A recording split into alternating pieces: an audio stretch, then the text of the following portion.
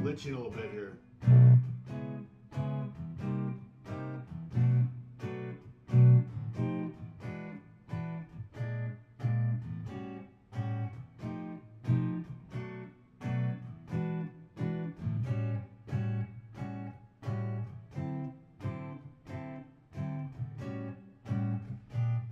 It's a little warm. We're down to 0.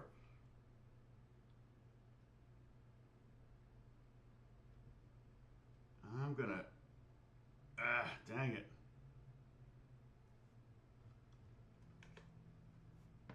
The stream is not good. Hey Dan, what's going on? I may have to log off and go back on again. Am I the only one having? Yeah, Labor Day. It should be pretty good. Well, everybody's home watching Netflix. That's what's happening.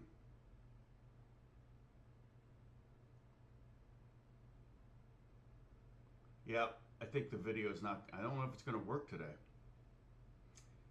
I'm wondering if there's a brownout-ish kind of thing going on. I mean, it's really laggy. Wait, we're in the green. Maybe it got through the worst of it. Sorry about that. I think we're good.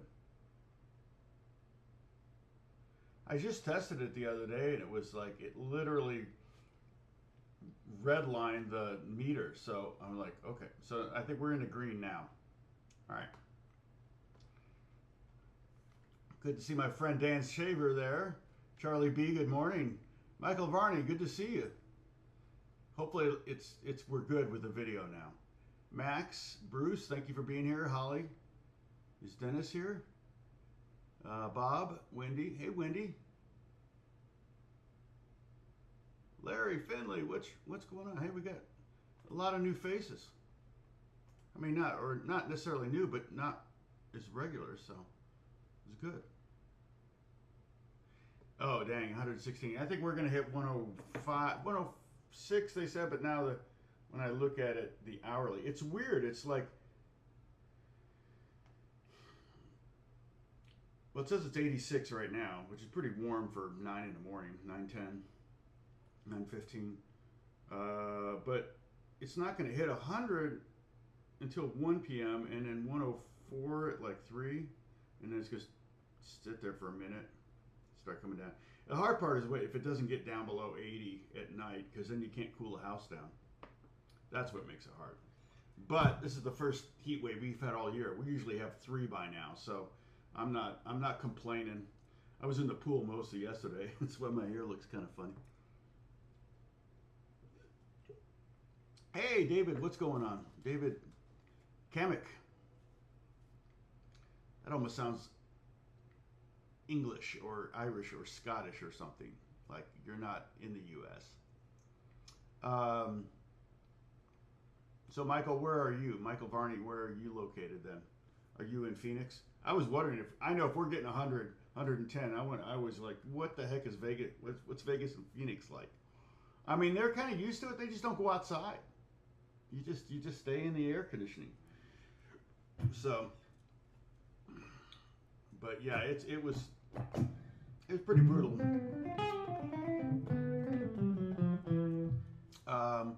Let's see. So I want to show you, and again, for you, anybody that's watching this video after the live stream, yeah, it's a bummer because you can't, I really suggest you join us live on Mondays. But it's hard because you see the comments, the chat going by, and you can't like enter into it. And I've been there. I've watched a lot of live streams after the fact and went, oh man, I would have loved to have been able to say this or that or whatever. So it's always good to catch me live. And then, but if you're watching this later, a lot of times what I'm doing is I'm talking to people, just kind of waiting for people to show up. I don't really want to start the meat of the lesson until I've got maybe 25 or 30 people here. It would be great. Uh-oh. I need to keep this. That's what I got. I've got work to do today, so I always have work to do. I got sent some pretty difficult music. Is that part of it? Yeah. So this is what I got to chop through today. Actually, I think I'm gonna simplify it a little bit. What he sent me, sometimes I think I take music sent to me a little too literal, because oftentimes it's written by piano players and they just kind of are playing things and they're improvising on it a little bit, and I'm thinking I've got to play every note, and that kind of robs the naturalness of it if I'm really trying to play every note exactly, unless I really would shed it and get it down, but that's not what I'm getting paid to do. Getting paid to sight read it, play it, and then move on to the next thing. So can't spend days on a piece. I gotta get it done in an hour or so. So Bruce is taking care of all the business stuff. Scottish, yeah. Are you in Scotland right now, David? Kamek. David Kamek. But I can give you a little background on this chord progression. So basically, I think this is just Stormy Monday. It's a great chord progression. It's the blues. If you'll notice, we've got the vertical lines, and then we've got the slashes. So basically, that first bar, it's a vertical line, A13th chord, and then strum once, and then 3 more times. So you count the chord name as one strum or one beat, and then every slash after that is a subsequent beat.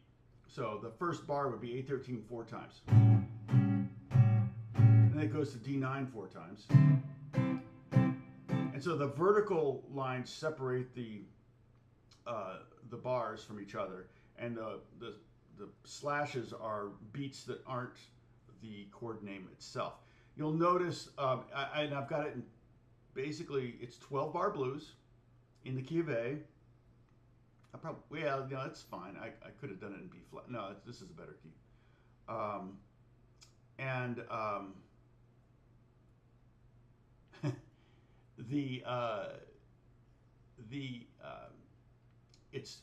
I got 3 4-bar phrases there, okay?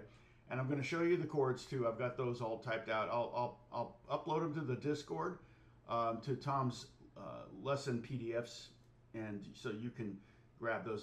They're just screen grabs. They're pings. So I'll just throw those into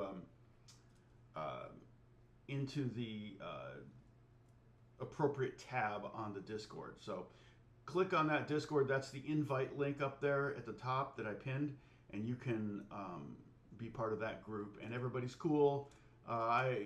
Everybody's nice to each other. We don't pick on each other.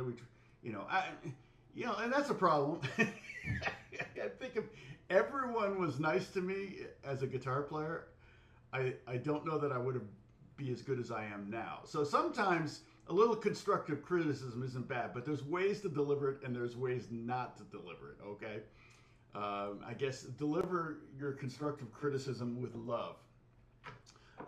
But sometimes it's like you have to it's hard to understand why someone's doing something. It's like, oh, I just kind of thrown the song out there, and I don't want to release it as a record or anything like that. So if you like it, you like it. If you don't, you don't. And that's also okay. So so this progression, and there's more redundancy in there than you think.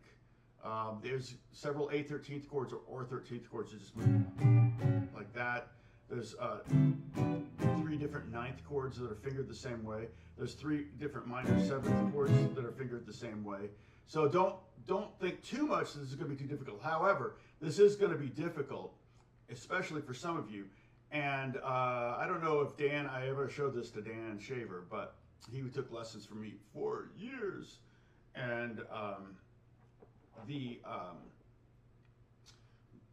it's going to be one of those things where you're going to want to just take the first, like for example, the first 2 chords, and I'm going to show you these, and just practice back and forth and get that down. I had some carrots this morning. I don't know why. Why was I eating carrots? It just sounded good, but now it's all in my teeth. TMI. So this progression was taught to me by my teacher I had in high school, Scott Valentine. And really good guitar player, and he loved ragtime and swing and Texas swing and the blues and jazz standards and stuff. So he was always showing me that kind of stuff. And he probably told me this is Stormy Monday. The kind of giveaway on this, that it's Stormy Monday, is that whole thing right there. But it does that chromatic movement there. That's a very Stormy Monday kind of thing. So, hey, Romero, what's going on? I got to save my coffee. I'm drinking it too fast. All right. So, and as jazzy as this progression sounds, I've got it recorded right here. Pretty slow.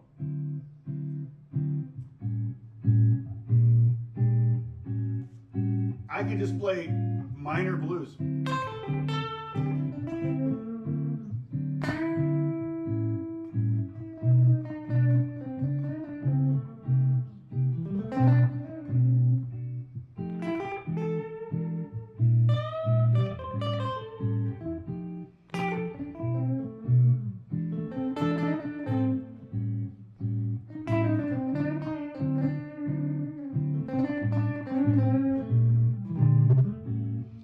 About all the changes. Just this is one of those classic moments where you don't think, play.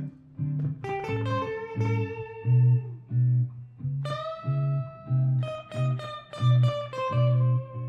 a little hesitation on my playing there. Everyone knows this is when they hear it, everyone knows this is blues in A. And so if I were to kind of strip this down to basics, it would be like A7 to D7 to A7 to D7 to A7 to E7. You know, it'd be, I could strip it down to 3 chords, and we could do that another time. We've done it before when we talked about the blues. Basically, the basic blues is the 1 chord A for bar, the 4 chord D for a bar, and then the 1 chord for 2 bars. All right, so that's pretty boring. And then it goes to the 4 chord for 2 bars. Okay, so that would be the second line. We'd start with the D chord. And there we are. You see D9, and my teacher mixed it up a little bit there. He went D9 for 2 beats, D7 for 2 beats, almost like a little mini exercise. Okay, good little finger exercise, and we're going to work on this in a second, so be patient. We're going to get to it. But there's basically the 4 chord for 2 bars, and now we're at bars 7 and 8, and that's going to be back to the 1 chord. Well, that's kind of boring. So someone somewhere along the line came up with that, and then we go back to then after 1 chord for the 2 bars, we go to the 5 chord. To the 4 chord, oftentimes to the 1, and then back to the 5. So that would be the last 4 bars would sound like this.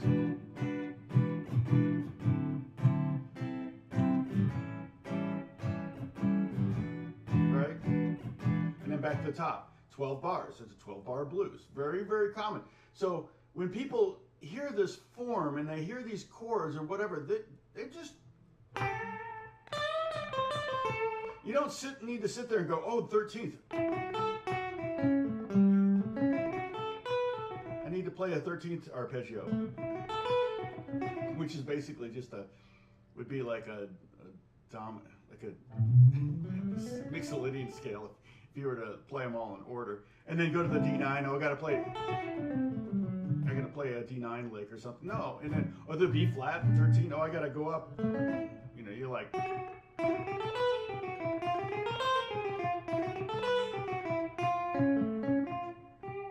You got to accommodate that sharp. No, don't think about any of that stuff when you're playing over this.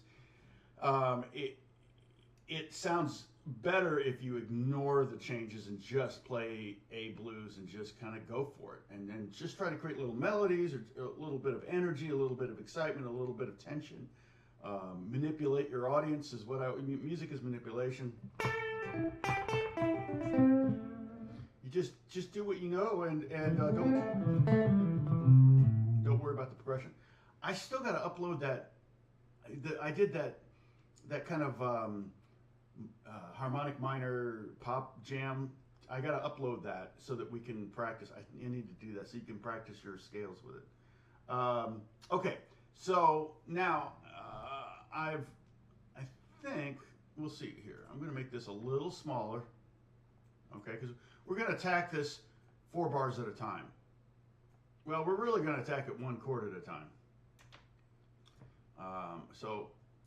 All right, here.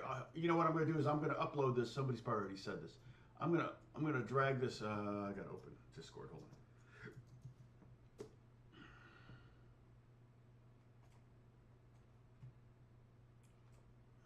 Bear with me a second. Tom's lesson plans, PDFs. Okay, I'm going to drag everything over there now. So if you want to, wait, is this right? Oh yeah, okay. All right.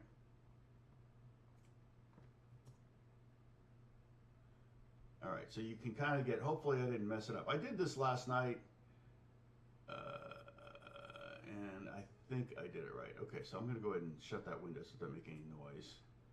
Sometimes Discord beeps and blips and things like that. All right, so am I missing anything here?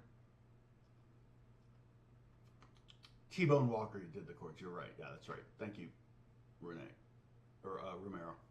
Yeah, so T-Bone Walker probably came up with the chord progression. I know he did the song, he wrote the song, and it may have been a progression that pre-existed that.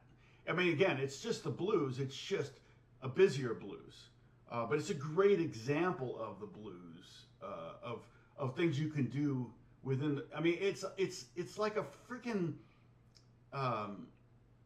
master class on what can be done with a very simple blues to make it a little bit more interesting.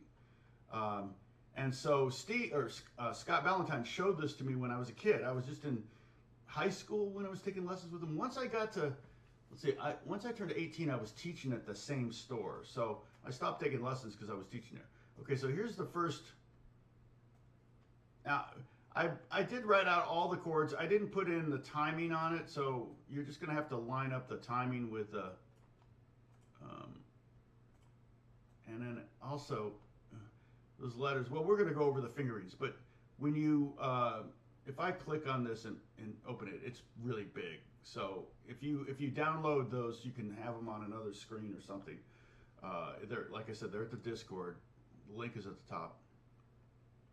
Okay, so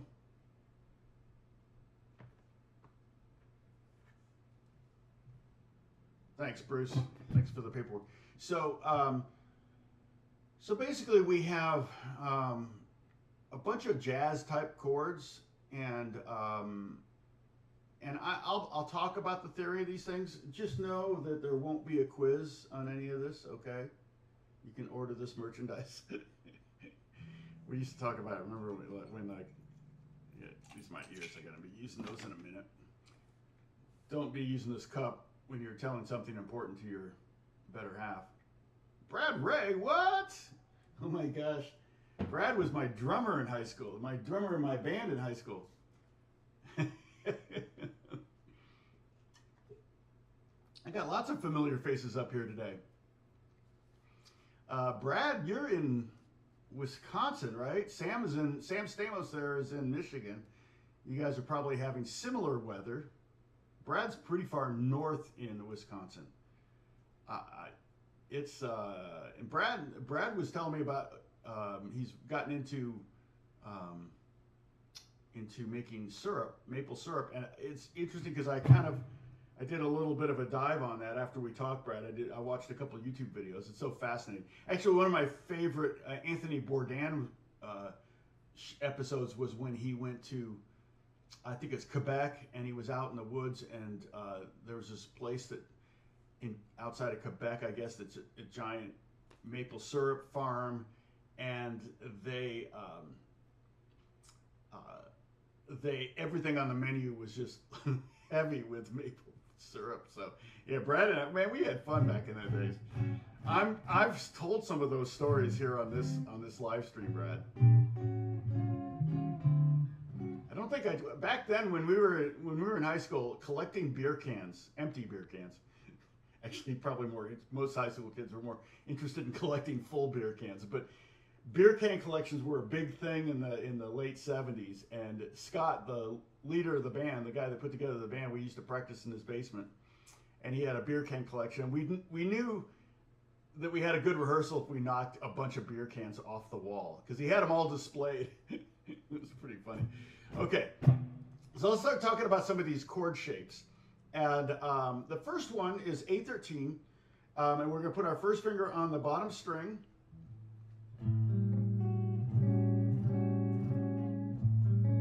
Yeah, Anthony Bourdain was the greatest. My son Jack is dating the president of the CIA, the Culinary Institute of America, where all those great chefs went. So Jack just got back from a week in Paris eating at Michelin restaurants with her family. It was like, oh my gosh. They wanted to meet him, so he flew to Paris to meet him. It's so life. So funny.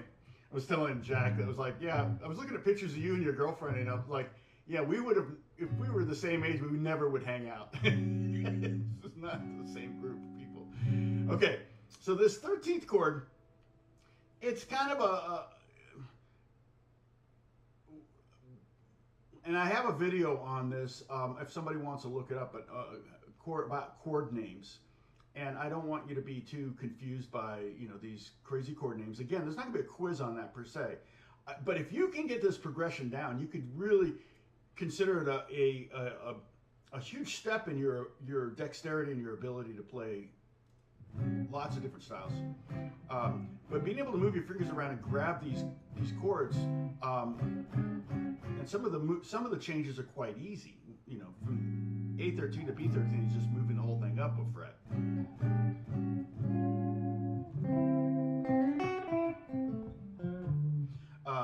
So we have A13. Okay, so in an A13th chord, basically what I like to say is everything from the A to the 13, using every other letter. So when we talk about triads, we say 1, 3, 5, right? It's the root, third, fifth.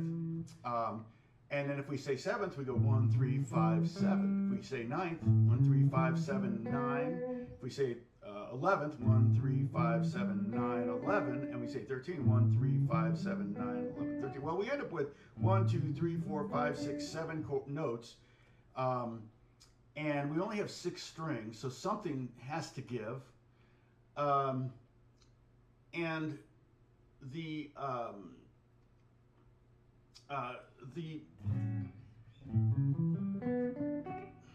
there's some notes that just aren't necessary. When you say 13th, really what you want to hear, you got to have the 13th, which is also the 6th.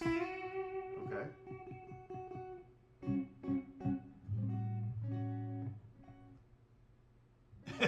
No, they want to know as much as they want to know about as much about me as possible. So,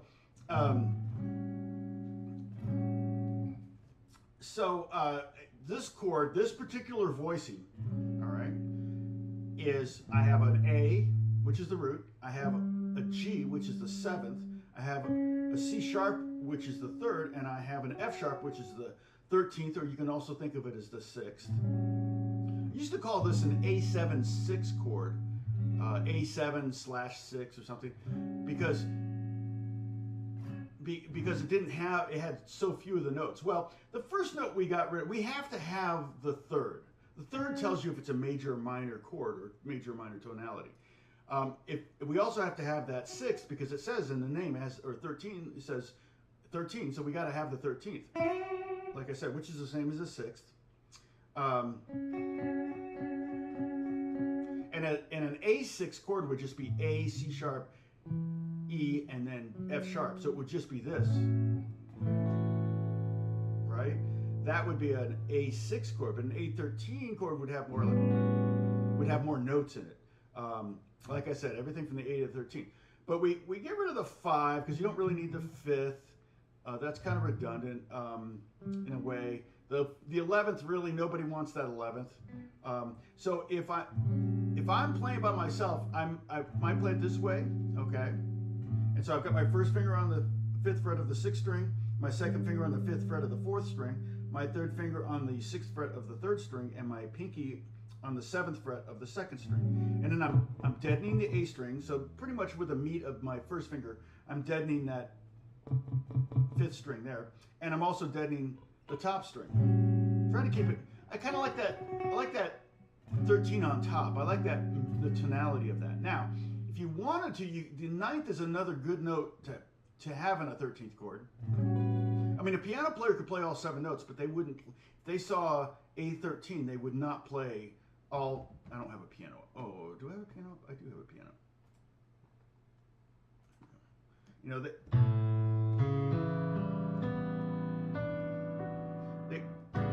they wouldn't play that. That would be nasty. Too much. TMI, too much information in that chord. What you really want to hear is you want to hear the 7th, and you want to hear that rub of the 7th and the 6th against each other, because you want to hear that. But I might lay down my pinky and get that 9th. Okay, if I had a bass player, different story. See, that's why I'm playing it this way, because we're the bass player. This is basically right now we're playing this progression as if we're by ourselves. All right. So if I had a bass player, I might play my A13th like this. Okay, do you see that? So I've got 4th string 5th fret, 3rd string 6th fret, 2nd string 7th fret, and 1st string 7th fret. So I have a G, a C sharp, an F sharp, and a B. So it's a 7th, I have to keep remembering to look at the camera, the 3rd, 6th, and the 9th on top. That's a nice voicing. Another one would be this one. That's nice too. And in this case, we could play the A open, or we could grab it with our thumb. But there's something nice about having a more succinct chord. Not every note. You don't want to have too many notes in your chord. You want to kind of keep it pretty simple. So I like that voicing. Okay.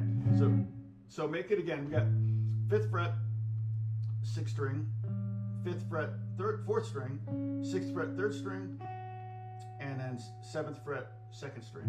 Okay, you got that? Play that top string, it should be dead. The pinky can help there, or you could use this part of your first finger to kill that 1st string too, as well. And then the A string should be dead too. Okay, you got that? Now take it off and make it again. Sorry. Take it off, make it again. Take it off, make it again. It's actually, your hand is almost shaped like an a 13th chord like that. See, look at that. It just automatically just goes there. This one's not going to be as natural, the next one, but this one, it almost feels like it's just, if you put your hand on a guitar, you almost naturally come up with a 13th chord like this. Okay? All right, the next chord is a D9 chord. Now, I'm spending a little bit of time on these first couple of chords because they're going to happen these shapes are going to happen multiple times within this progression. And also because once I get the descriptions down, we can move a little bit faster, hopefully. Yeah, we'll see. We'll see. Okay, so we have A13, and Brad, you can totally, yikes. Brad can totally, you can tell any story on me you want, I think. I think we're good. Yeah, let me think. Yeah, almost any story. You can text me if you want to check beforehand.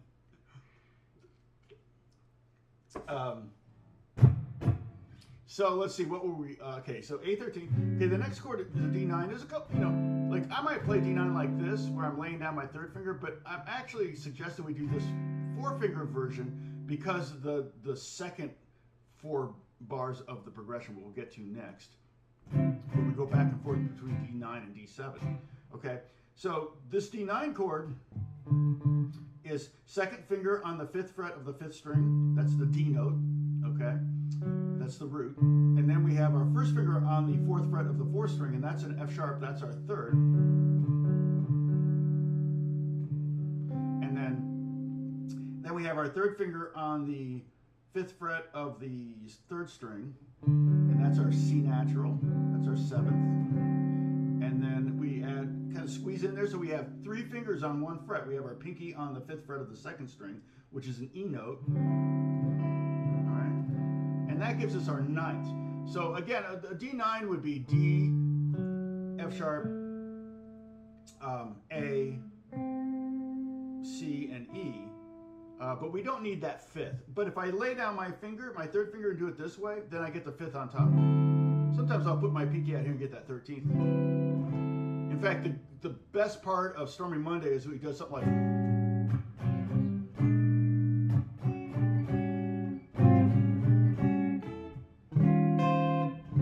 He does that 13th. Oh, that's just like brilliant. But he's basically harmonizing that lick, the B.B. King. But just harmonizing the crud out of it. Sounds great.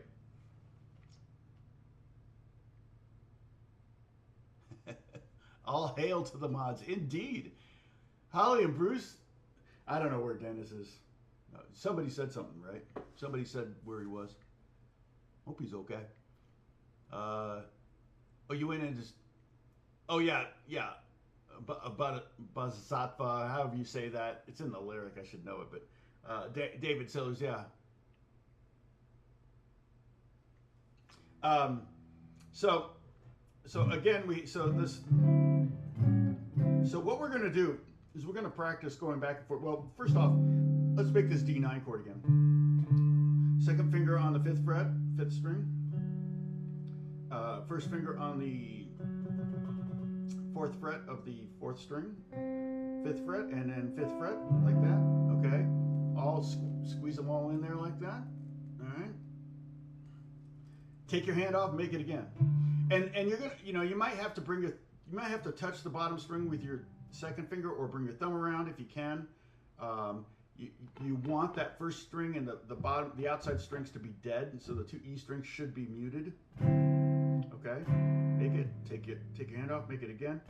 It's kind of a natural feeling chord, in my opinion. It's not as natural maybe as this one. This one's a little bit of a spread one, so this one's a little like a tighter grip. Okay, so take your hand off, make it again. Okay, take your hand off, make the A13th. Okay, take your hand off, make it again, A13. Take your hand off and make the D9. Take your hand up, stretch your fingers out a little bit, make the D9 again. Okay, one more time. Take it off and make it. I know I'm doing it faster than you are. Okay, now what we want to do is let's play the 13th, A13th. Okay, and look at what the fingers are doing. So the first finger is going to go down, when you go to the D9, the first finger is going to go to here. So you can just kind of do that. 5th fret, bottom string, to the 4th fret of the 4th string with your first finger, okay? Your second finger is going to go from the 5th fret of the 4th string to the 5th fret of the 5th string. So it's just going to do this. It's almost like boom, boom, boom, boom, boom, boom, boom, boom, boom, boom. It's kind of doing a root 5th kind of thing almost. Okay, so the first finger is going to go there, the second finger is going to go here.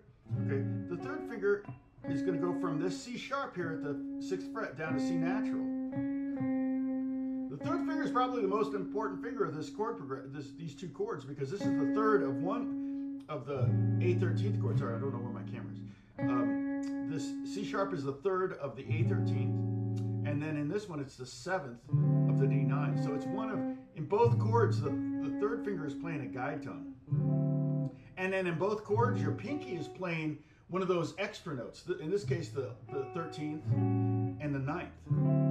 Okay, so the pinky is going from the 7th fret to the 6th fret. A lot of times when I'm trying to get a difficult passage down, I'll look at the path that my fingers are taking. When I'm teaching beginners and I'm showing them how to play C to G or whatever, D to A, or A to E, or we'll look at what the path of each individual finger is making.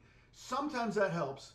That's one of those things where it's like, for some people, that's like too much information. It's like, wait, it's like when you take a golf lesson and they say 27 different things, and then you take your swing and you have to think of all 27 things. It drives you crazy. And then, that's good, Dan. Yeah, I'm looking forward to you mastering it too.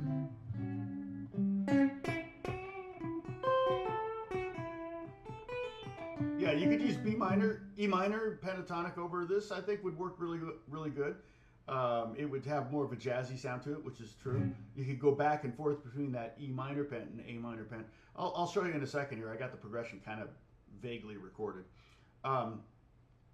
So yeah, you just follow.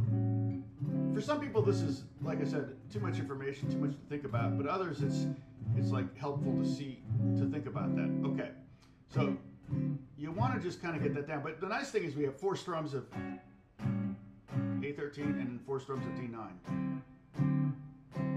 All right, and that's where we are. We're in bar 3 now.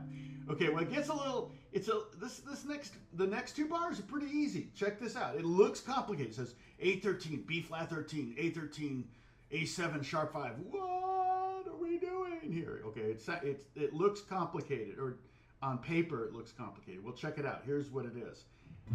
A13, go up a fret. Everything moves up a fret. B flat 13, back down to A13. Now slide the pinky down 1 fret. That's actually even more natural to the hand. This A7 sharp 5. And again, the cool thing about this progression, 100% of the chords you're learning are 100% movable. So if we just modeled that, in fact, we went A13 to B flat 13 back to, hey, Fog, what's going on? And then all we do is bring that pinky down, and now we have the sharp 5 instead of the 6. Okay, here's the 5. This is the sharp 5. And then, oh, that's so nice. Going from that A7 sharp 5, these top 2 notes, actually, these top 3 notes, I'll just go down like that. The only thing is we have to sub out the second finger for the first finger, or first finger for the second finger. Okay? Okay, but let's do this. A13 twice. Okay, get your hands on A13. Holly, get your guitar up. Hey, Bruce, pick up your guitar. Holly's texting. Well, you copy and paste that. You don't type that every time. Hit the like button. Can I hit the like button? I can't hit the like button for my window. We got 30 people on. That's not bad. Oh, 39. That's really good. Well, one thing says 30 and the other thing says 38. That's weird. 27 likes, though. I like that. Okay. Mongo Kid, what's going on? Okay, so we got this. So here's our A13. Okay, hit it twice, strum twice. Go up 1 fret. That's B flat 13. Hit that twice. Back down to A13. Hit that twice. And then slide the pinky down a fret. And that is the A7 sharp 5 magic, though. And it goes right to the D9. So that D9 we learned in the second bar. That's what we're going to. So take that A7 sharp 5, and we're going to take these top 2 notes. We're going to slide those down. So it's the voice leading on this is really nice. It's really, really nice. And so we have D9. And this is, like I said, basically Stormy Monday chord progression. My teacher, Scott Valentine in Indianapolis, in Carmel, Indiana, taught me this progression. At the store that I took lessons at in Indiana and then eventually taught at for 3.5 years. Gosh, was it maybe even over 3.5 years? I started teaching, I think it was in the spring of '79. It was after I lost, no, it wasn't. I didn't lose my job. I quit the job at Gringo's. I worked at Gringo's, a poorly named Mexican restaurant in Indianapolis. Maybe it was appropriately named, because Indiana is full of gringos, so it makes sense. Actually, it's funny because I knew a lot more Vietnamese people in Indianapolis than I knew anybody else, just because there were a lot of Vietnamese settlers, not settlers, but refugees in Indianapolis after the Vietnam War. So,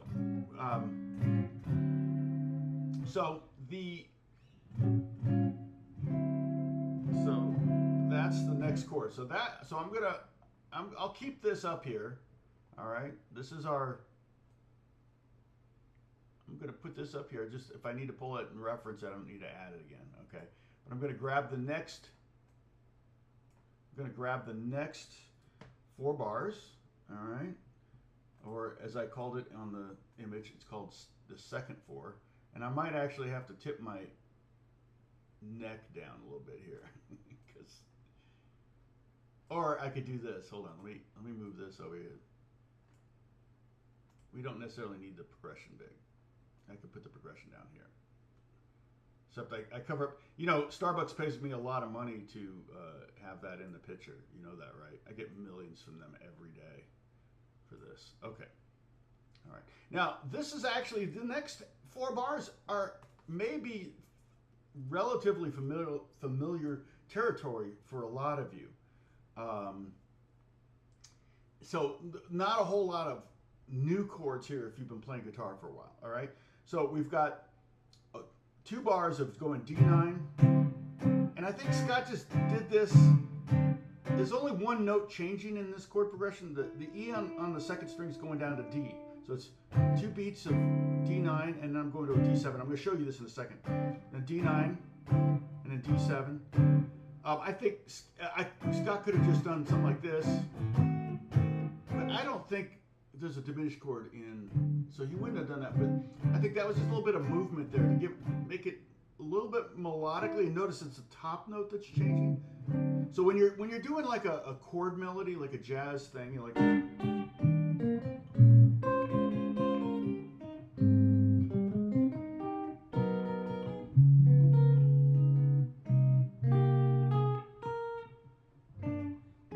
Was it?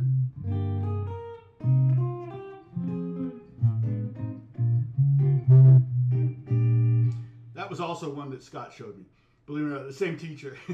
It's amazing how stuff that you learn when you're like really working hard at learning, you just almost never forget. But when you're generally almost, it's not always the case. It's sometimes really nice to put the melody in the middle of the harmony. You can even put the melody in the bass. But generally, if you want people to hear the melody, you put it on top. See, I'm playing E flat major 7. I could play all the way to the top string, but then you lose the melody. The melody isn't. It's. So I stop strumming the chord at the second string. So I keep them. So that's kind of what's happening here. The top note is changing. So it's like the melody is changing a little bit. All right. So let's work this. Let's woodshed this bit here. Okay. So make our D9 again. Okay. Which is second finger on the 5th fret of the 5th string, first finger on the 4th fret of the 4th string, third finger on the 5th fret of the 3rd string, pinky on the 5th fret of the 2nd string. Hey Sam, did Michigan win this weekend? I'm assuming so. They always play simple teams, easy teams the first week.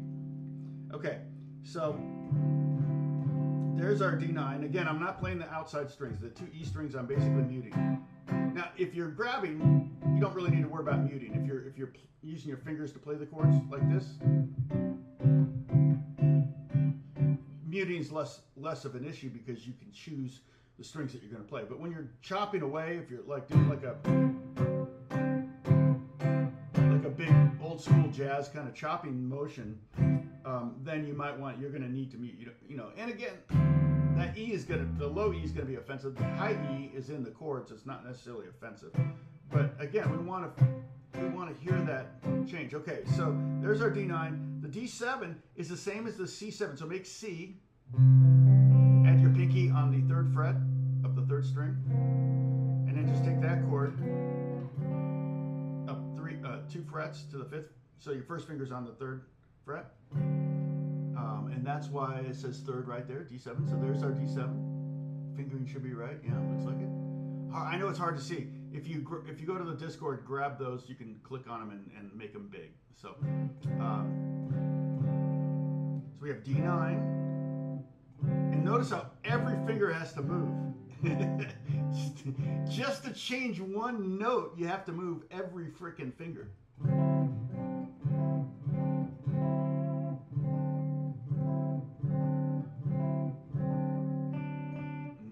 Oh, weird. Night game, 8 p.m.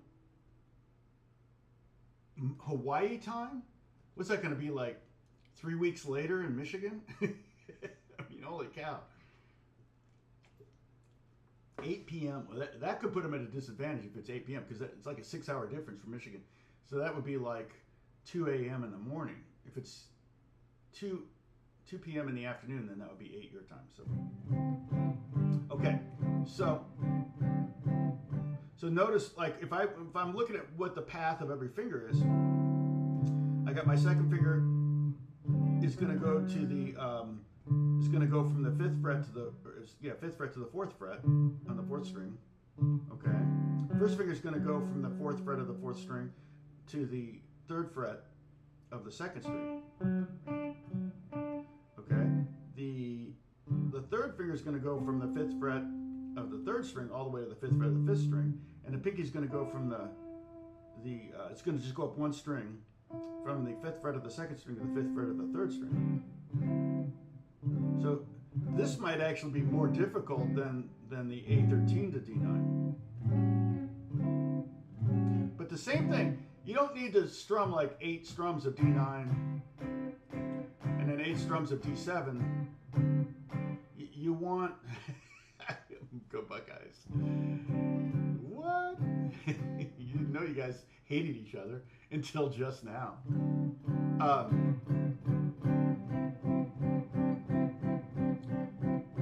But yeah, this makes a good exercise. You can just do one strum of each, so you're not wasting time strumming. For now, once you play the song, you're going to do 2 strums of each. Okay. And I wrote it out twice up there, so you got it. So all the chords are represented. Like I said, I didn't put the strums in there or whatever, but I don't think that matters. I could have done that. Maybe next time. All right. So, Sam. Well, we'll see. This year could be a different year. They got to play each other. They play each other every year. Okay. So we have. So far let's play. I'm going to play what we've got so far. We got A13, 4 beats, D9, A13, B flat 13, A13, A7 sharp 5, D9, D7, D9, D7. Now we're getting into some familiar turf here. If you know bar chords, you know this A7 chord, and we could do it different ways. We could do it more minimalistic, but I'm keeping it simple. We're just doing big bar chords like this. And for some of you, this is actually harder to have because you have to bar with your first finger and get all those strings to ring out. Well, and you really kind of do because I used to always, when I was teaching bar chords, in fact, I probably did on my live stream. I mean, on one of my YouTube videos. When you're playing the major chord, you only have 3 notes, the bottom note and the top 2 notes, depending on the bar, your first finger. But as you take off fingers, like for example, when you go from A to A minor, or from A to A7, now you have 1 more note depending on that bar. And if you go to A minor 7, you've got 5 of the 6 notes, depending on the bar. So what's that, about 83%? So when you have, when you're playing an A chord, only 50% of the notes are dependent on your first finger on the bar. But when you play the minor 7th voicing like this, okay, and you'll notice I've got my first finger laying across my second finger laying across my first finger. For one thing, it gives me more, my first finger is more solid. The bar is more solid. It also prevents me from flipping off my audience, so you don't want to do that. Now I have to make this not for children. So, okay, so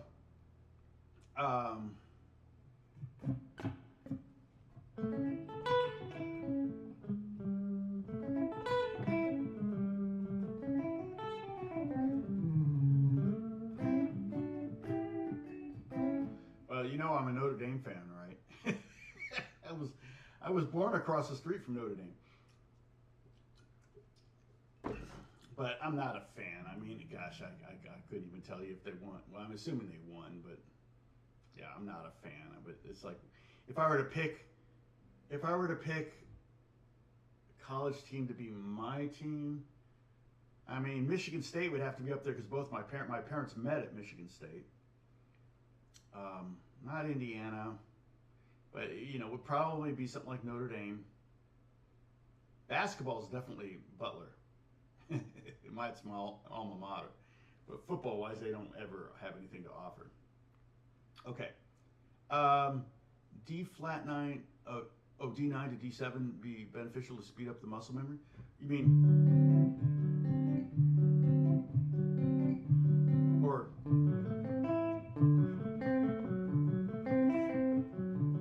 all that? Anything you can do with the guitar in your hand is gonna be beneficial. Let's put it that way. Yeah, maybe basketball, Purdue and Indiana, but not football. Although Indiana could be a good team. Who they? Yeah, I know, right? Also ran. But yeah, if you know, I'm not sure what you mean by arpeggiate, but if, you know, if you want.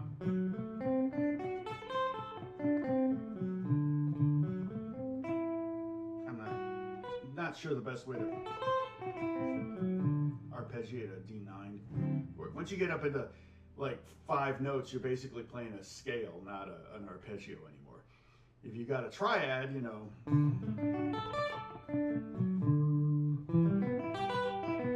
those are definitely arpeggios. You add a 7th in there. Let's see. Then yeah, you're definitely gonna have a good arpeggio to work on. But then when you start adding 9ths, it ends up being you could just add the 9th. You know, you could do that kind of thing. But to have a 9th chord, you have to have the 7th. All right. Now, so we're at the bar chord here, A7. So at this point, we're halfway done with the progression, and we're literally 95% done with learning shapes once we finish this section.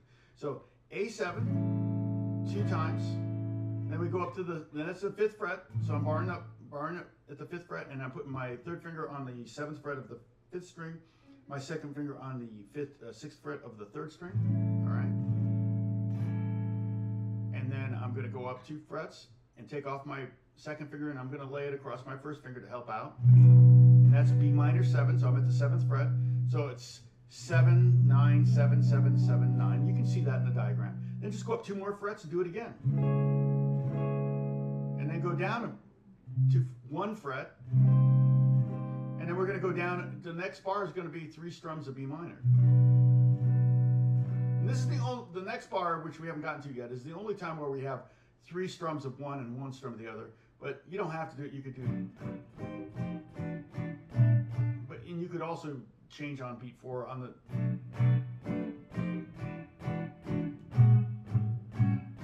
But we're going to get there in a second. Okay. So let's do that. A7, 5th fret. Okay, got my 2nd finger here on the 3rd. C sharp. Okay. Go up 2 frets, take off the 2nd finger, and just nice big long bar thing. A lot of notes on that bar, so it's got to be happening. And then go up 2 more frets to the 9th fret. You got C sharp minor 7. So 9, 11, 9, 9, 9, 9. Then down a fret. 8, 10, 8, 8, 8, 10. That's C minor 7. And then go to B minor 7. Okay. If you want, we can just practice.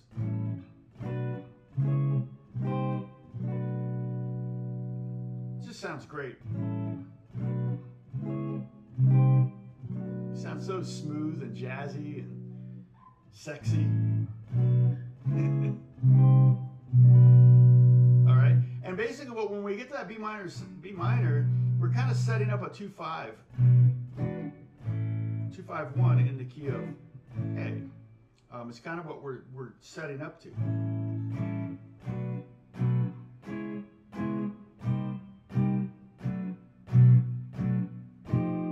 Okay, so let me play what we've got so far. The first 8 bars. This is what it sounds like.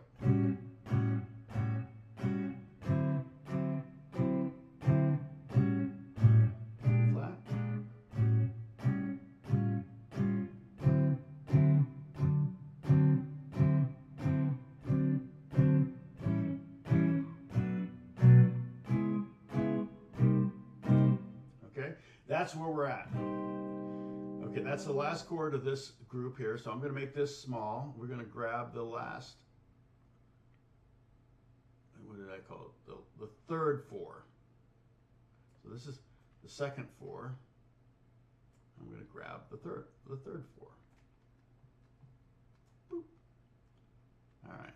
Again, it looks complicated, but it's all but one chord here is shapes we've already done today. All right. All right.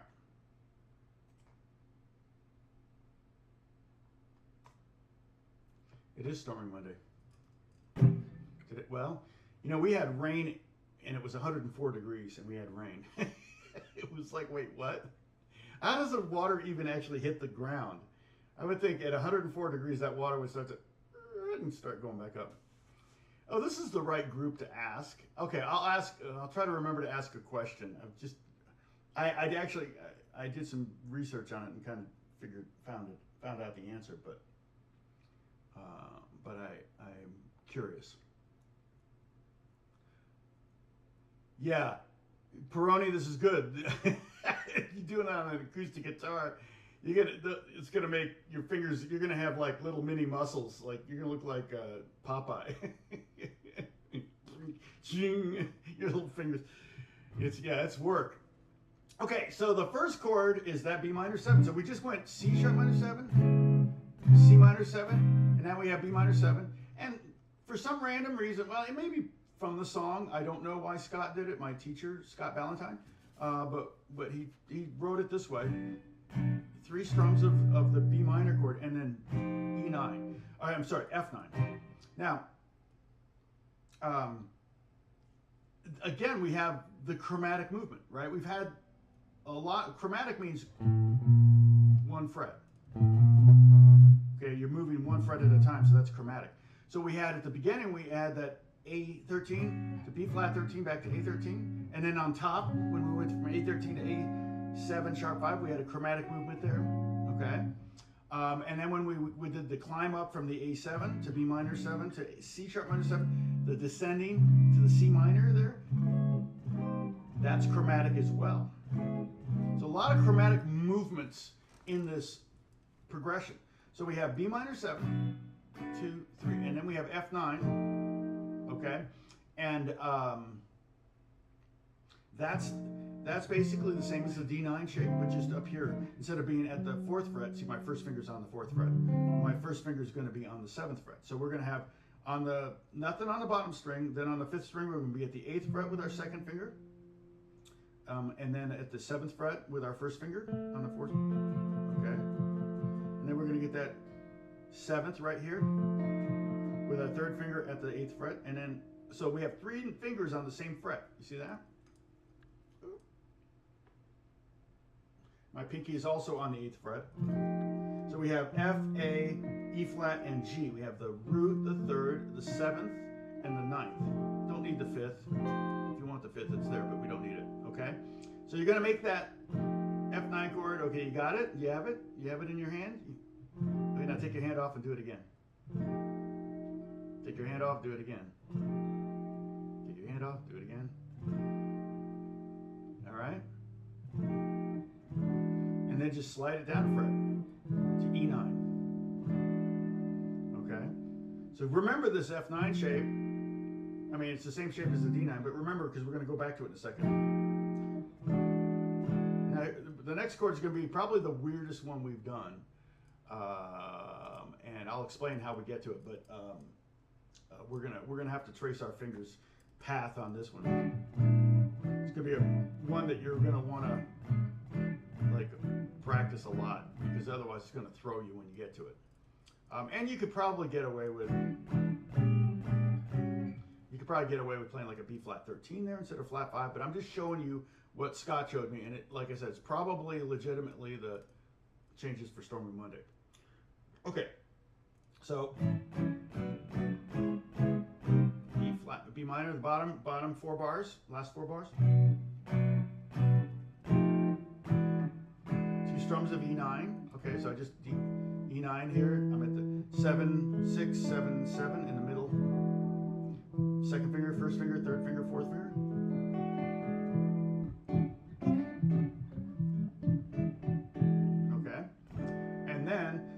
the next chord is a B7 flat 5.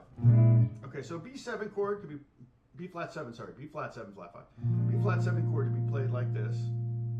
Okay, you could also use less notes and play it like this. So I've got the root, the 7th, the 5th up here, the 3rd. And so that's the 5th. So if I want to flat that, I got to go like this. So I have a B flat, an A flat, which is the 7th, a D, which is the 3rd, and I have an F flat, which is the flat 5. Also known as an E note, but you wouldn't call it E. Yeah, yeah.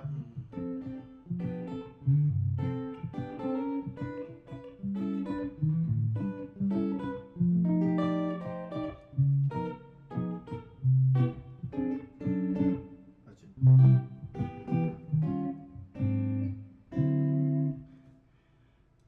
It's funny because Scott Ballantyne taught me that one too. Isn't that, literally, how many years ago would that have been? I moved, see, that would have been in 78, 79, something like that, 78. And I still can play them. That was his little thing.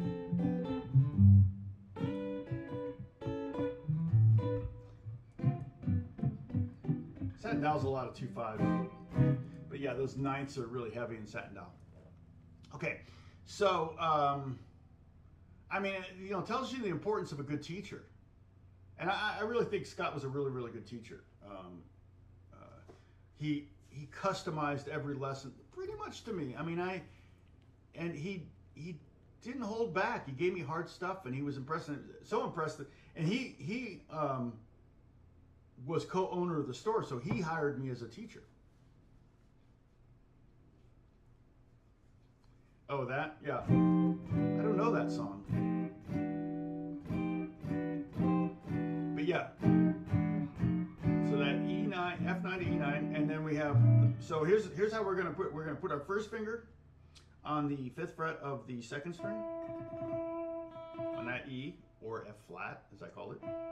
We're gonna put our 2nd finger way up here on the bottom string at the 6th fret.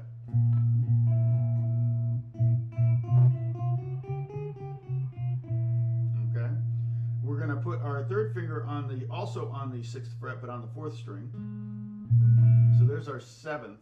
So we have the flat 5, we have the root, we have the 7th, and then we're going to put our pinky on the 7th fret of the 3rd string. And we get this nice kind of chopsticks.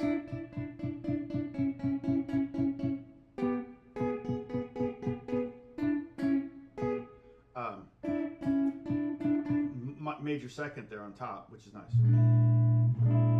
And you're going to want to deaden the 1st string, although technically, but it sounds weird in this context to have an open string ring out when every note, every chord you've played has been fretted. Yeah, for some of you, it's Labor Day. And for me too, I have lots of labor to do. I've got all sorts of charts I have to record today, so music I have to do today. So I have to try to sign off by 11 so I can get to work on it. I have a feeling I'm gonna have to rewrite some of this though, because I don't think it wasn't that. Yeah, it's not my music, it's someone else's. But I'm like, I don't know how playable it is. So you're wearing your. Oh, Dennis is here. Sorry, Dennis. Welcome. Yeah, we're kind of doing jazz. This would be like a jazz version of the blues. And blues is foundational to jazz. I mean, jazz sprang up from the blues, and there's the two most common chord progressions in jazz are blues progressions and 2/5-1, which so many songs will use multiple 2/5-1s. Well, like Satin Dow.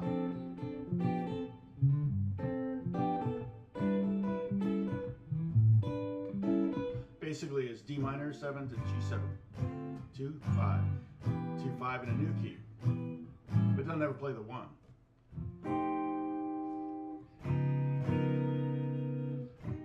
See, that's not really representative. There's the 1. C finally gets to the 1 chord.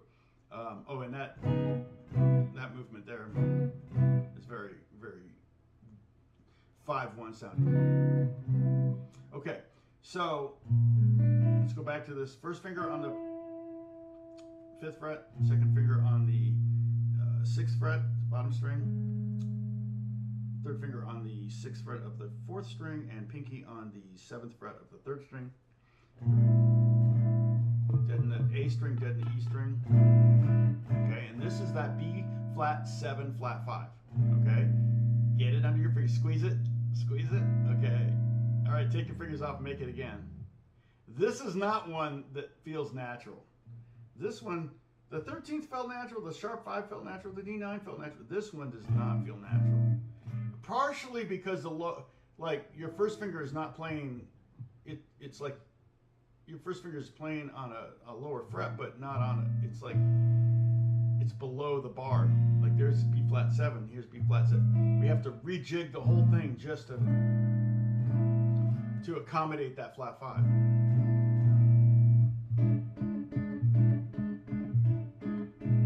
Yeah, and these voicings all have bass notes in them. The roots are always in the bass on this progression. If I had a bass player, I might revoice some of these. You know, I might go.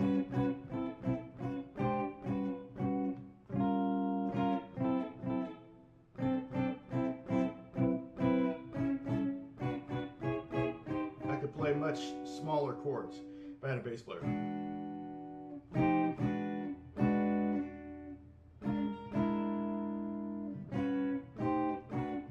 Something like that. All right, so so that again, make that chord B flat 7 flat 5.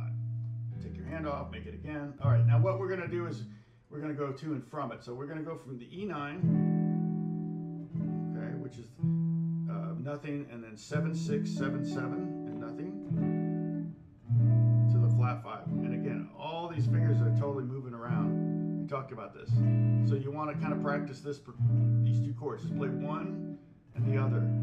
Strum. And the goal is to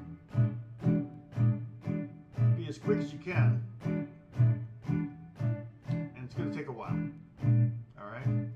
And then from there to the 13. And there's a lot going on there too. So if I look at the B flat 7 flat 5 and the A13, my first finger is going from the second string all the way to the 6th string. My second finger is going from the 6th string to the 4th string. Let's see, what else? My third finger is dropping down 1 string along with my pinky. So my pinky and third finger are going to move together on this. They're right here. So they're on the 6th and 7th strings respectively. And they're just going to move down 1 string each. All right.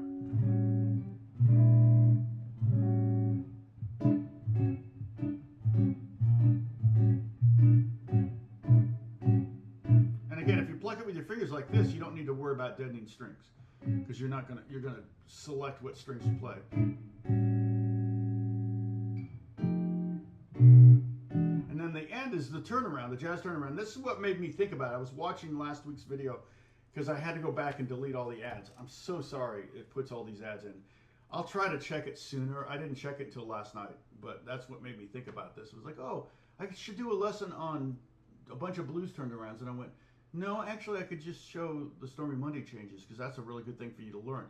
There's so much in here that's great for your dexterity, and then just new chords maybe you've never played before, new voicings maybe you've never played before. And 100% of these chords are transposable. So for every chord you're learning here, you're really learning 12 chords, because this is G13, F13, D13, C13, E flat 13. And then, this would be B flat 7 flat 5. Well, this is G7 flat 5. This is D7 flat 5. This is B7 flat 5. That sounds like a Steely Dan song.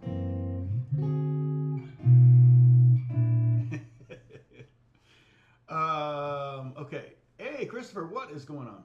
I'm awesome. Off to go. Yeah, go golf. I wish I could play golf. I'm not very good, and B, it hurts my hands. That twisting of the club in my hands just hurts my fingers, like the tendons.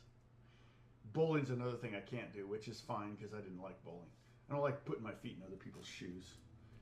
The shoes that have had 1,000 feet in them. This is not. And I'm not a germaphobe. It just is not.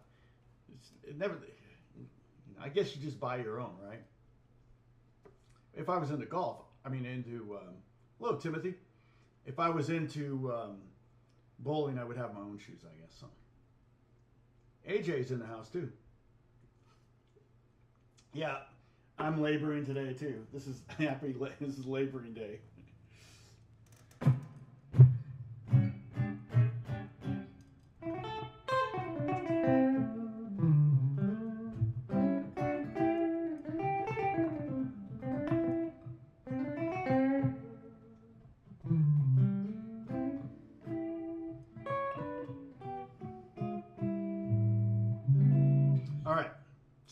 So we fit the B flat 7 flat 5 to the A13. Okay, that's the very first chord we learned.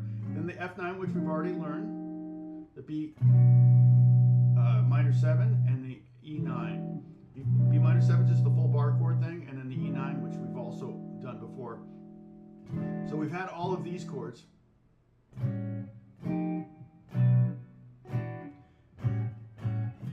You could turn this into a jam, but you could practice these last 4 bars, or last 4 chords. 2, 5, 1. So we have in these last 4 bars, the bottom 4 bars of the song, we have a 2, 5, 1 here, a 2, 5, 5. So one trick you can do with the 5 chord is you can do what's called a tritone substitution, and that's what's happening basically here, okay? So we have B minor 7, probably the reason Scott and maybe whoever originally wrote this progression had B minor 7 for 3 beats, and then, because it's the only time that happens, 3 beats of B minor 7, and then F9, and then E9, is because we really want this to sound like the 2 chord. You know, and so, thanks, Bruce, that's very helpful. Then B flat, or I'm sorry, F9 to E9, F9 to E9, and there's our 5 chord, and then we go to this weird B flat 7 flat 5. Well, to be honest, check this out, all right? Remember our C chord, and then we add the 7th, right?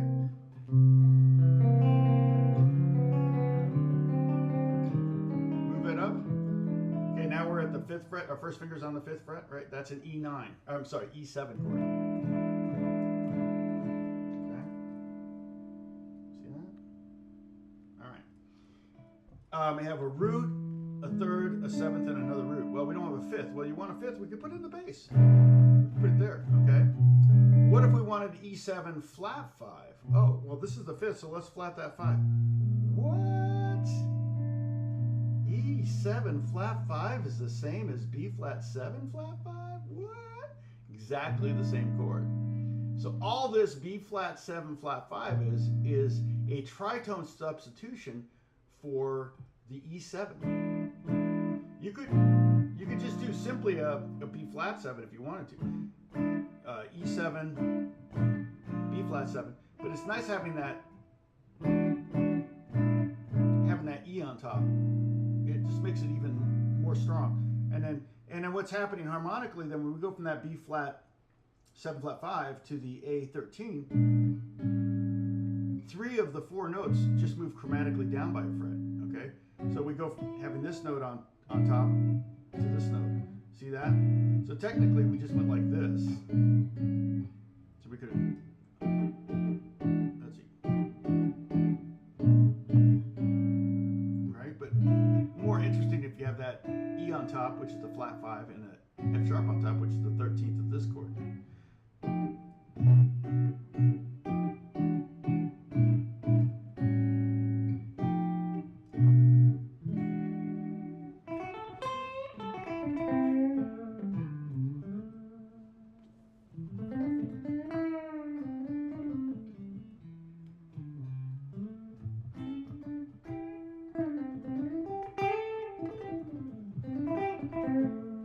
Yeah, I'm about 15 minutes from Burbank. We talk about minutes in in California, in LA. We don't say how far someplace is. We say how long we think it's going to take you to get there in perfect condition. Yeah, like I could say, oh yeah, I can get to the beach in 40 minutes. Yeah, well, at 3 in the morning. And I think we're going to hit 105 today. It's already 92. It says 106. Yeah, it's changed it now. Yeah, 105, maybe not 106, like somewhere around 3:30. It's weird. Towards the end of the day, it gets hotter. So I'll be fine. I gotta work, so I got the AC on. As long as the power stays on, we're good. And then once I'm done working, I'll probably go for a swim. I may do my workout and then go for a swim. So, all right. So I'm going to play this chord progression all the way through. Let's see. Can I maybe get everything? All right. Let's see. First 4.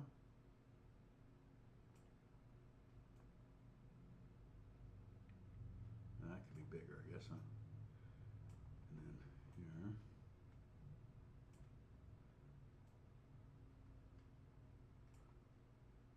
And this could be bigger.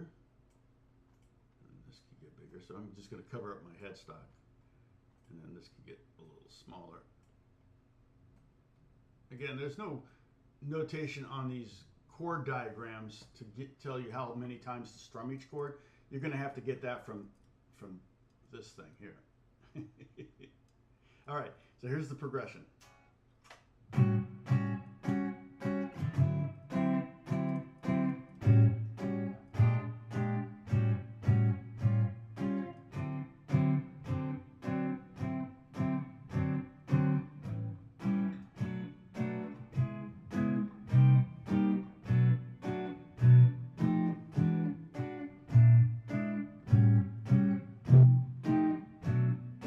Keep playing the 9th chord with my finger, bar and my finger.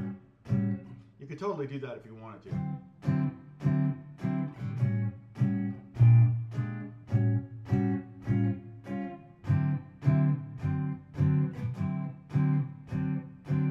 A7, B minor 7, C sharp, C minor, B minor, E9, E flat 7 flat 5, E13, F9, E minor 7, E9.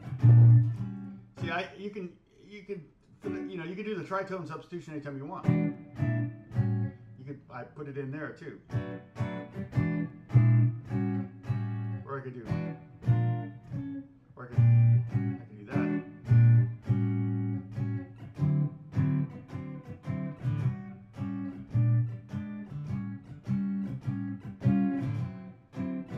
Houston is muggy. It's the most humid city I've ever been in.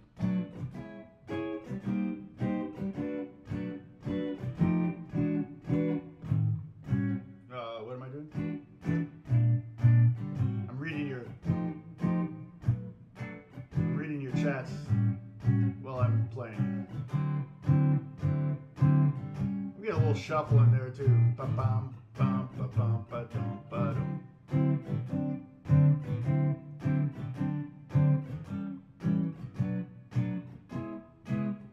I mean, the nice thing about LA weather is weather's never a consideration, ever. Even the heat, it doesn't change your plans on anything. So it's definitely one of the advantages to Los Angeles. I mean, I grew up in Indiana. I grew up on the East Coast in Indiana, and winter didn't bother me. I do miss the fall. Spring was always pretty wet, and I always say this: there are no songs written about spring by people from LA, because spring doesn't mean anything in LA. It just means it's going to start getting hot. There we go. It just means it's going to start getting hot. And so spring isn't necessarily magical in LA. But generally, the weather here is really good. Um, be honest, I mean, I have hardly had the AC on. It's on right now. I'm going to have it on this morning because I want to make sure the house is cool before I start recording. Then I may have to turn it off just so it doesn't, because I'm recording acoustics today. And so I'll have to take breaks and turn on the AC and things like that. But you know, it's hard. It doesn't really make that much noise, so I probably should be fine. It doesn't make any noise actually. Should be fine. Oh, Holly put one PDF together with everything, the chord progression and the chords all together in one. God bless you, Holly, for doing that. You didn't have to, but I appreciate it. Yeah, fall is definitely favorite time. I mean, it's funny though because I've been in California for almost 40 years. It was a little over 40 years ago this week that I came out to visit to see if I wanted to move here, and almost immediately I was like, yeah, I'm moving here. That would have been 82.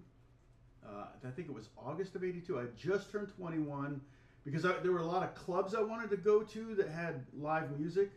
I wasn't here to party at all. I was here to like investigate and see if, okay, do I want to live in California?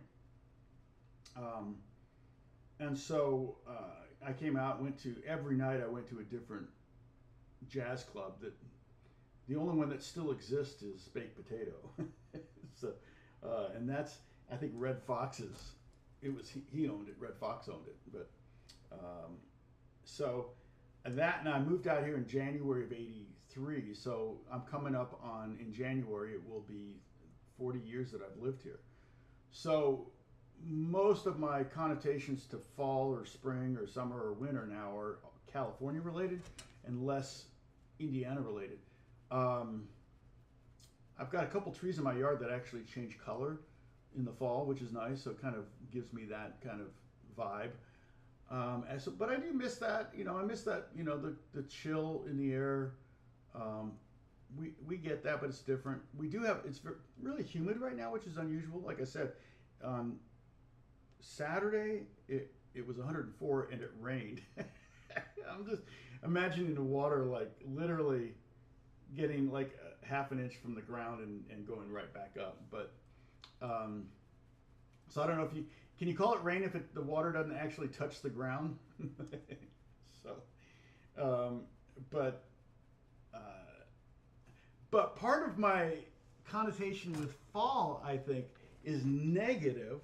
Although I liked football, so I liked watching football games, but I hated school. I would have been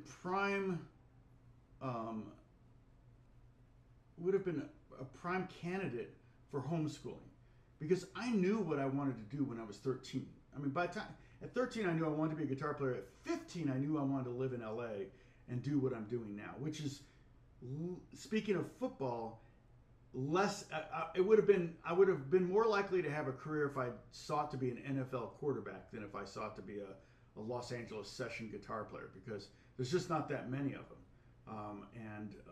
So even so many of the people my friends that are either have YouTube channels or they do very little session work, and I'm pretty much every day working for somebody and doing something different. That's the great thing. Like today, I'm playing 6-string, 12-string, and I'm going to play. It's right here. Guitar lele. So this is just like a ukulele, a 6-string ukulele.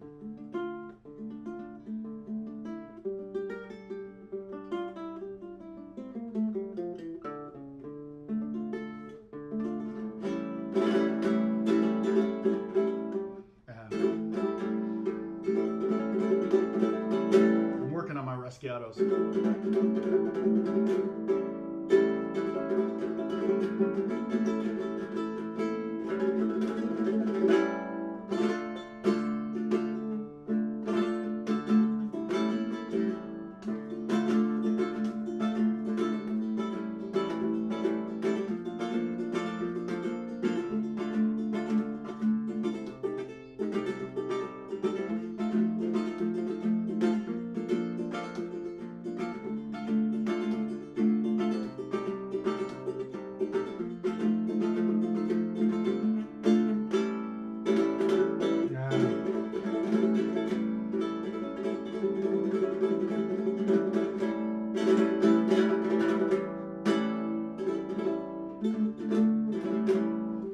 took a lesson a couple weeks ago, and he really helped me. But I got to remember, you know, it's the bad habits. You got to, man. So he said, don't close your hand. Keep your hand open when you're doing this rasgato. I'm hitting thumb, and I'm using thumb and just thumb and middle finger. Trying to do triplets. 1, 2, 3. So it's up with the thumb, down with the middle, and then down with the thumb.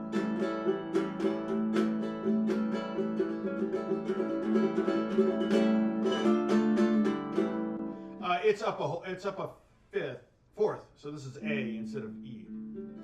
So it'd be an A chord right here. This would be D minor. And the thing that was written for this, for me to play, is really, really hard. But I think he wants something that's. He wouldn't want me to play it note for note if it's going to sound stiff. He wants it to sound.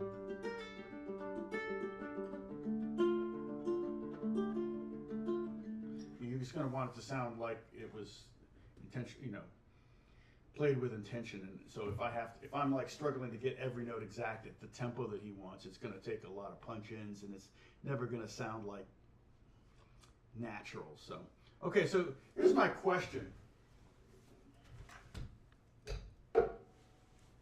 When I had that pool work done earlier this year,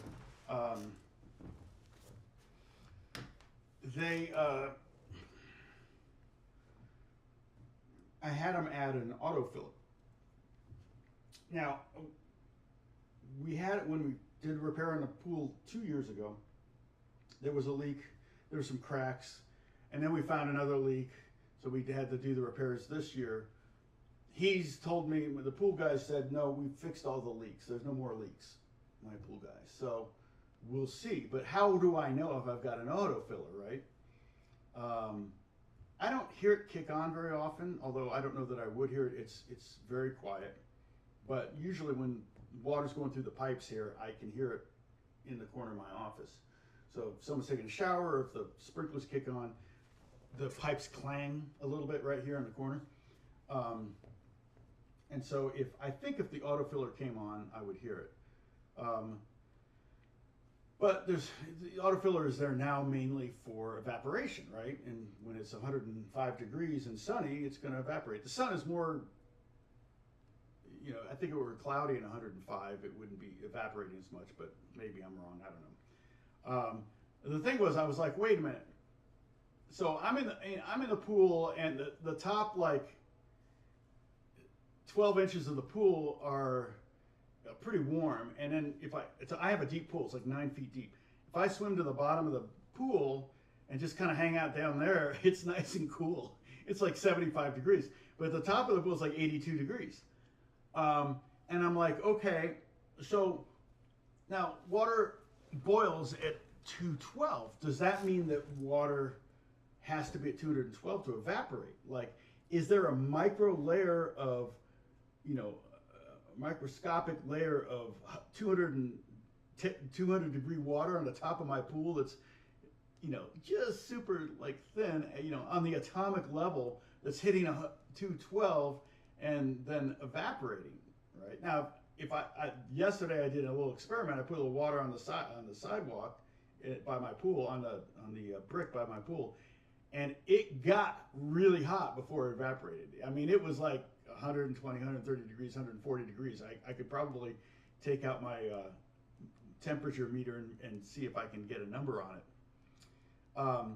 But so it caused me to go, well, no, that can't be. It can't be my pool is boiling hot.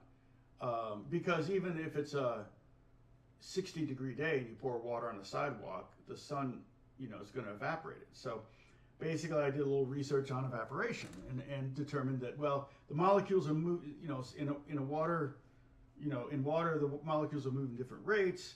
Some of them move faster than others, and some of them escape, essentially. And they're moving so fast they become steam. You know, they separate. Because again, my thinking is, okay, it's if I cooled my pool down to 30 degrees, it would eventually freeze solid. You know, but to make it evaporate and disappear, I would think it would have to hit 212, but apparently not. So and I haven't gotten to my question yet.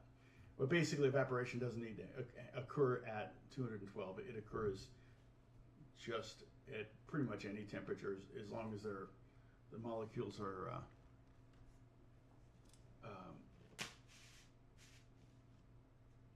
oh yeah, Palos Verdes. Palos Verdes is gorgeous. If that's what I don't know where Palos Hills is. But so my question though is, I'm assuming though that warm water evaporates faster than cold water, right? Oh, Palos Hills. Oh, in Illinois. Yeah, well, a lot of people. Yeah, Arizona's warm, but boy, it gets really hot. Although if you live up in the mountains, it's not too bad. Flagstaff is cooler, but not very nice. There's a nice area in the north of Phoenix that's pretty nice. Expensive though. I'm not talking about shoot, what's that neighbor? I can't think of that neighborhood, but yeah. Okay, so Bruce, I think your water's evaporating from your pool at the time relative to humidity reach 100. Hotter water evaporates faster. Okay, cool. Thanks, Bruce. One of the things I noticed, as a kid, is that rivers, when the water's moving fast, it tends to be cooler. All right? So water, if it's cooler, it's less likely to evaporate. If it's moving, it's more likely to be cooler.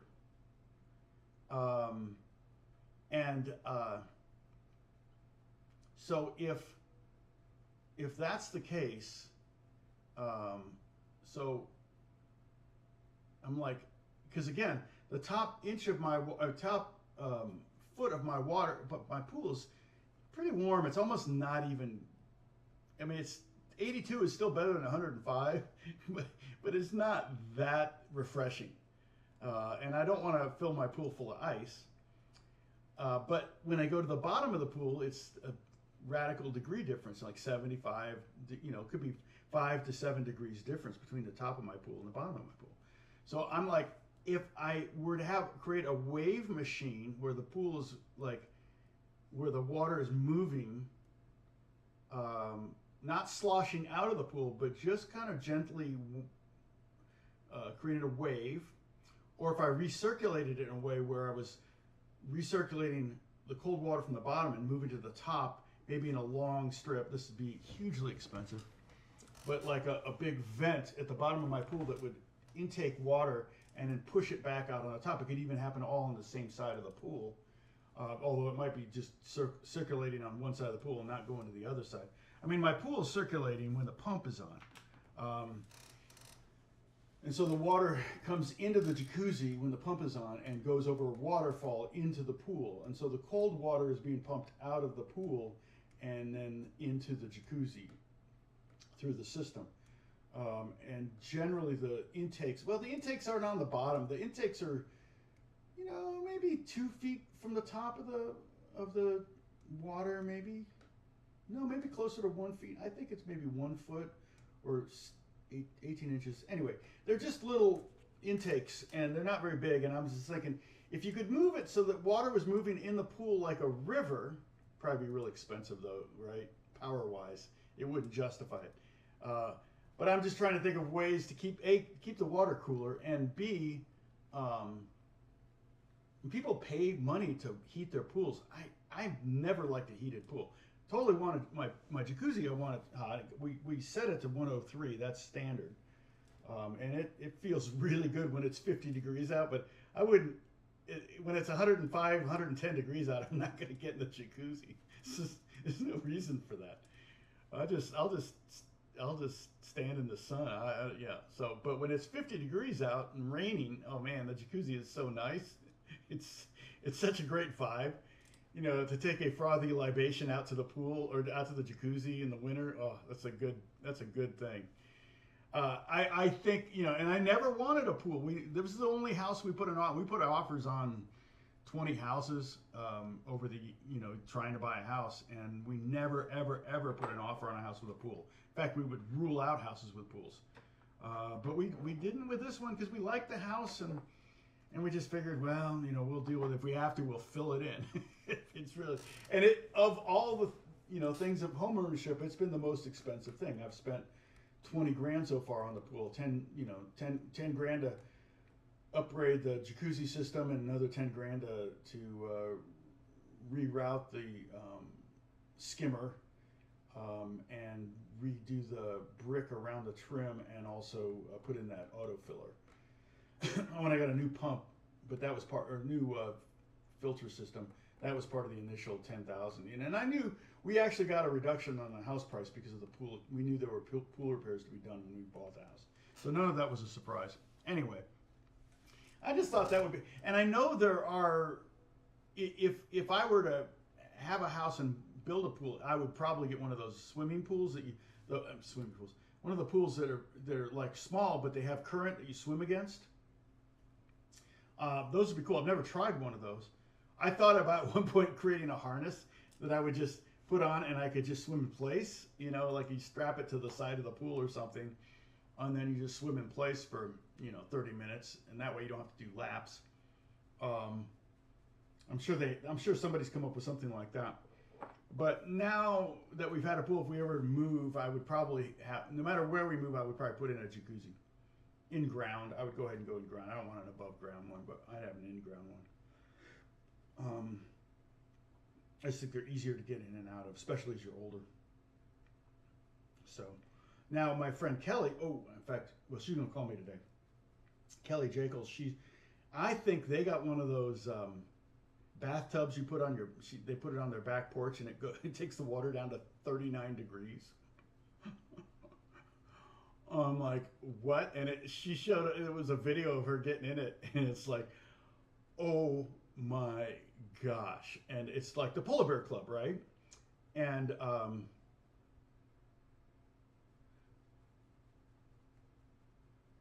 okay, that's good to know. I hate to get one of those. I know the blankets you're talking about. I could get one of those. I hate those things.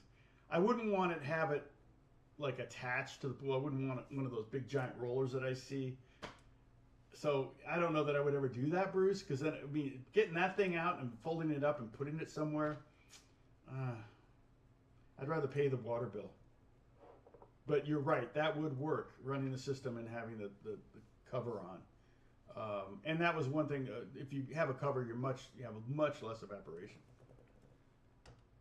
Oh, moving water becomes warmer over time due to the friction between HO2. Okay, because I just remember the Manistee, and Sam, the Manistee River was always quite cool. We would jump in it, and then it was moving fast too.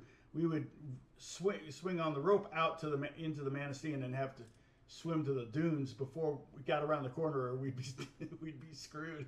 So that was my river. Pretty much the only rivers. Let's see, there's two rivers I've swam in. The Manistee is one, and that's in Michigan. Both of them are in Michigan. Let me pull up Google Maps.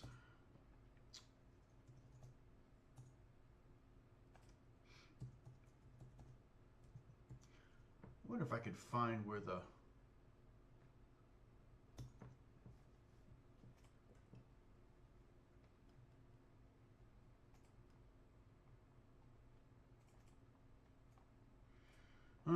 let's see. The Manistee is. I mean, yeah. If you go to Manistee, Michigan, it's the river that feeds into the city of Manistee, which is pretty far north. Sam, I forget where you are. Oh yeah, there's the Manistee. So somewhere. Yeah. Oh, and it feeds into the Hodenpil Dam Pond. Okay.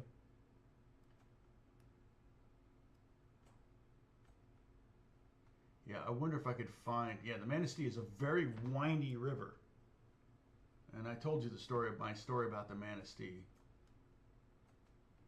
Manton. Oh, Manton. Wow. Really?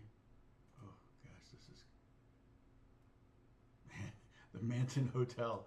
Oh, my gosh. It looks like a great place to be murdered. It's very rural out here. Oh, my gosh. I mean, it's super duper rural. Oh, you know what? I could see without the. Okay, so the other river it was called. What was that called? Okay, that's the Manistee. Oh, was it? No, it didn't. It wasn't this one, was it? What river is this?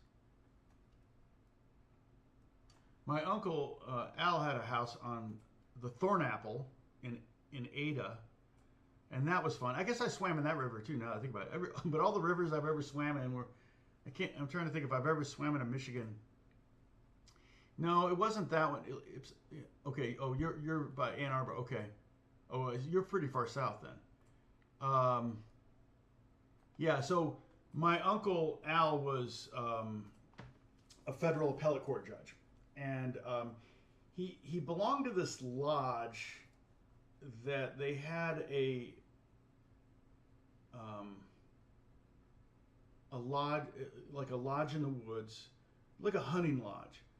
I have some pictures of it, and basically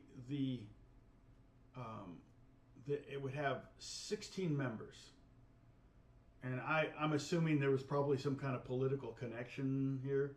Like I said, my grandfather was a congressman in Michigan, and my uncle was, in fact, my grandfather ran for governor of Michigan but lost. I don't think he got the Republican nomination, if I remember correctly. I'm trying to remember, but he was a congressman for 16 years in Michigan, and my uncle was his son was a federal appellate court judge in I think the Sixth Circuit. It was Michigan, Ohio, Kentucky, Tennessee. Is that the Sixth Circuit, or is that the Fifth? I always get it mixed up. Sixth, I think it's the Sixth. And so he belonged to this lodge, and so it was 16 members. Basically, somebody had to die for somebody else to get in. I don't know that it was political. It was just and there were 16 weekends. I think were restricted to just everybody could be just lodge members only. And so it was like this big great room with a kitchen and everything, and then 2 wings coming off with 4 bedrooms with 2 bunk beds in each. I can't imagine my grandfather sleeping in a bunk bed. Well, no, there were 2 beds in the room, 2 single beds in a room. So it was basically 16 beds, and purely for like getting away from it. But it was up on a hill overlooking a river, and so that river I was on too, but it wasn't the Thornapple. But it seems like to me it was further south. It was probably near Muskegon, or what's this river here? White River. No, that doesn't sound right. Here's a big river. What's this? Muskegon River. No. I think I would have remembered if it was called Muskegon River. So that one does come off of Muskegon, obviously, or feeds into Muskegon. It's like, where do these rivers come from? It's like, do they go all the way across the state? Is it called the Muskegon River up here? It is, yeah. Green chair, yeah. It's fascinating. Michigan is such a cool state. I don't know that I'll ever be there again. That's the sad thing, you know. Since my mom passed, we stopped going to Pentwater. I should mark. Oh, that place. Yeah, I got the. Oh, the West. So we used to, in Grand Haven, we used to always go to the West Michigan Antique Mall. It's a great antique mall, Sam. It's way over there on the. I have a friend that just took a job. They live in Nashville, and he just took a job in the Upper Peninsula. I'm like, oh my goodness, you have no idea what you're in for. So outside of Grand Rapids is Ada. There's Ada. There's the Thornapple. Amway headquarters right there. Let's see. No, that's the Grand River. Oh, there's the Thornapple. Okay. Feeds into it. There's Thornapple. So somewhere along here, where's the dam? We used to go to the dam. Focus. Oh, this is probably it right here. That's probably the dam right there. So there, yeah. So my uncle lived somewhere down here. Holy cow! I bet it was a gorgeous house. I was bummed when they sold it, but they needed some. I mean, the kids had all grown. Sorry, I'm losing all my viewers. Yeah, it's funny. You're just hanging out with me, aren't you?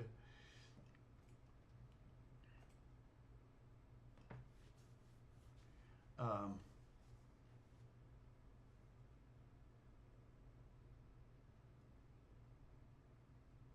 okay, that's good to know, Bruce. Yeah, I mean, it's the water doesn't change temperature. It takes days to change.